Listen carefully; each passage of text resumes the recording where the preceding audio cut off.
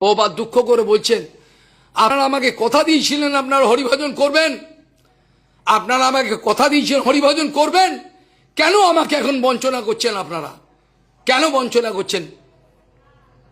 আপনারা তো কথা দিয়েছিলেন আপনাকে হরিভজন করবেন, তাই আপনাদের আমি ব্যবস্থা করেছিলাম, এখন আপনারা আমাকে বঞ্চনা করার চেষ্টা করছেন। এটা কি কথা হলো? শতকোটি নামযজ্ঞের সময়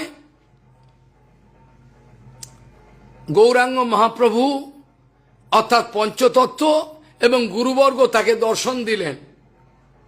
পঞ্চতত্ত্ব গৌরাঙ্গ মহাপ্রভু, নিত্যানন্দ, গদাধর, অদ্বৈত সবাই দর্শন দিলেন, দিয়ে বলছেন আশীর্বাদ করে তুমি প্রচার করো, গৌরাঙ্গের বাণী প্রচার করো।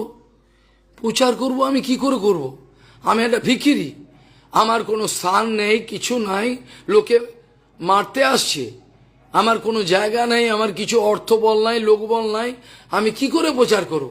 আপনারা বলছেন প্রচার করতে, তারা আশীর্বাদ করে বলছেন তোমার পেছনে সব আসছে, আমরা সব পাঠিয়ে দিচ্ছি তোমার পেছনে, যত লোকবল লাগে, যত অর্থবল লাগে, যত কিছু সহায়তা লাগে সব আমরা পাঠিয়ে দিচ্ছি, চলো গৌরাঙ্গের কথা বলো লোককে। এইসব পশু সদৃশ্য মানুষ যারা খাওয়া দাওয়া ঘুম এই ছাড়া কিচ্ছু জানে না। এটাকে আমি বললাম? আমি বললাম না, বশিষ্ঠ মুনি বলেছিলেন।